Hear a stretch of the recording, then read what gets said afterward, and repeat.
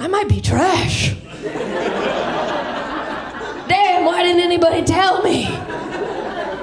I should have known. I should have known when I was 8 and my dad abandoned me in a Waffle House. That should have been a pretty clear sign. I know, it is sad. I'm honestly more of a pancake person. What are you gonna do? And what can you do, you know? He was a meth head. They leave.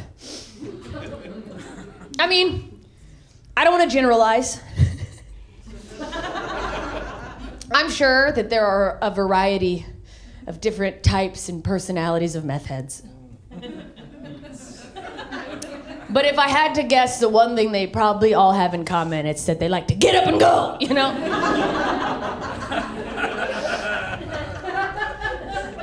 I didn't know he was on meth. Nobody knew because he was fat. And it's like, what the fuck? How are you fat and a meth head? Pick an addiction, you fuck.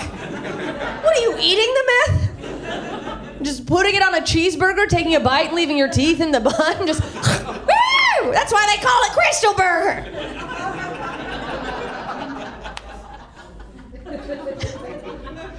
But you don't know. As a little kid, your dad starts doing meth because he wasn't always on meth. He was in the military. Then he retired, and I think he's like, damn, I ain't got shit to do.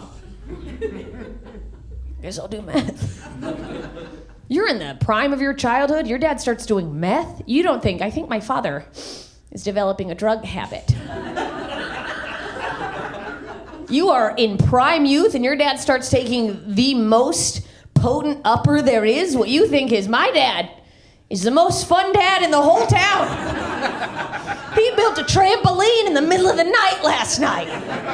We got on it with pogo sticks and took him to the roof. Are you kidding me? He's the coolest. No, my dad can beat up your dad, trust me. He hasn't slept in a month. Yesterday, I saw him rip an oak tree out of the ground with his bare hands. My dad did shit I thought was regular dad shit. I got a little older and I was like, that's just fun redneck dad shit. And now I look back and I'm like, that was methed out redneck dad shit. Like we'd get snakes in the yard. You guys get snakes? Oh, yeah. What do you do when you see a snake? Run, kill it. How do you kill it? Shovel, right? This is so funny. I'll ask this sometimes in LA, that's where I live now, and I'll go, what do you do if you get a snake in the yard? Usually someone from the South, just goes, shovel. And then I have to explain to the sweet people of Los Angeles, California, that what that person means is not that you get a shovel and you scoop up the snake and you carry him over to his natural habitat and you free him to live many years. Nope. Every man in the South, especially every dad, has a 6-foot, rusty-ass shovel. Why does the shovel have tetanus? And by the way, that shovel has never dug even a piece of a hole. Unless he had a real mouthy wife, I guess, but...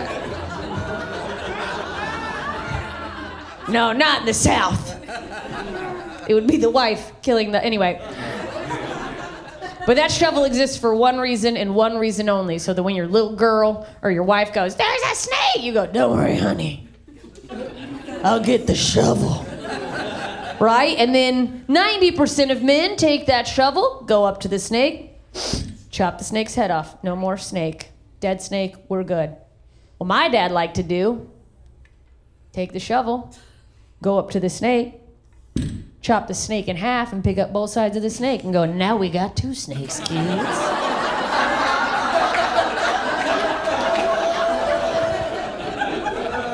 Did everybody do their homework?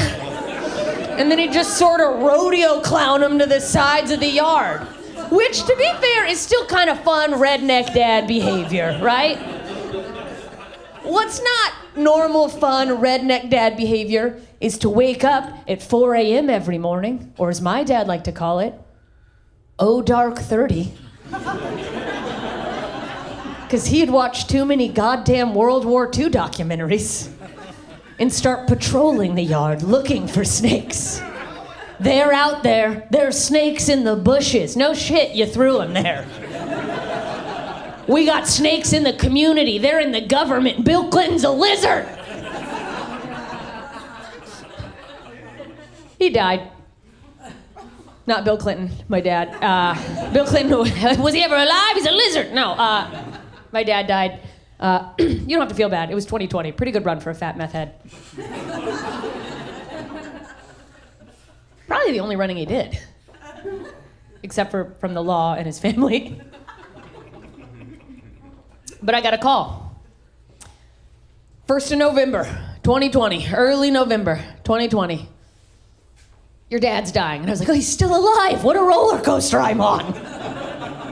So I flew down to see him in Florida because, yeah, it was the height of 2020, but it was Florida. They're like, we don't give a fuck. Spit in each other's eyes. COVID's made up by the government. You guys are like, yeah, it was just Florida. This whole crowd's like, what's COVID?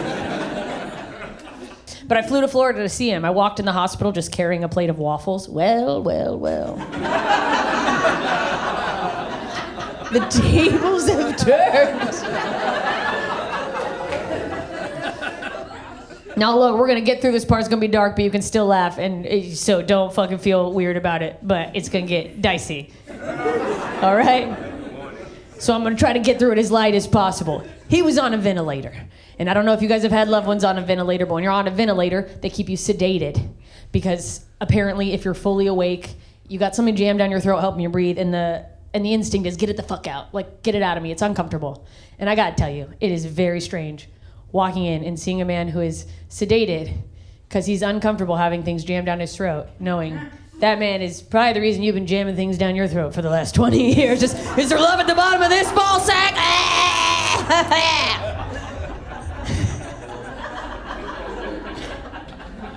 But I walk in with my older brother. He looks at our dying father, looks at the drugs he's attached to, and the first thing my older brother says is, dang, Dad, they got you on the good stuff.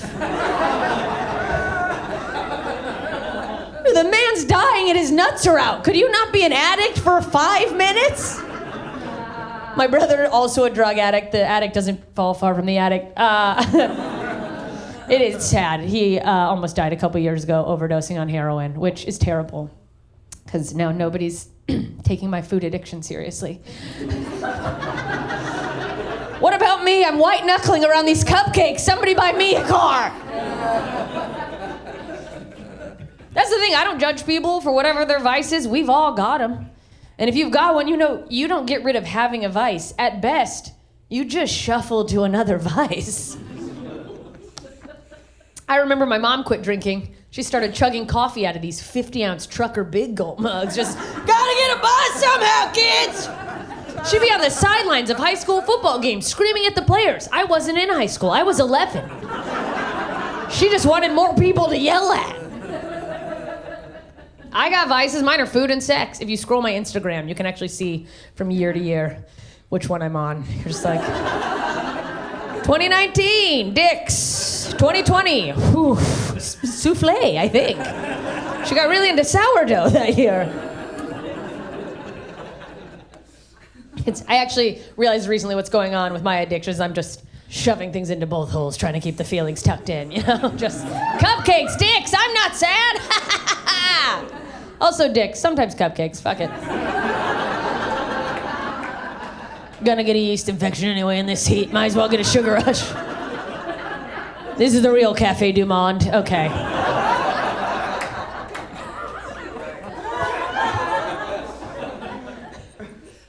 Yeah, don't ask about the powdered sugar. That's just baby powder for my thighs. Okay. I'll say this about my dad. You know, obviously he didn't make all the best moves, but he fucking stuck to his guns. He stuck to who he was. My dad, the last words my dad said before he was intubated, which ended up being the last words he said before he died, was, "Don't forget to pick up my lottery tickets." And then we were playing a Spotify list on shuffle of his favorite songs, and I swear to God, he took his last breath during the guitar solo of Freebird. Yeah. The second the news was like, It's official. Joe Biden is the new president. He's like, fuck it, I'm out. Bride took a speedboat straight to hell. That's where all the good meth is. Fuck it.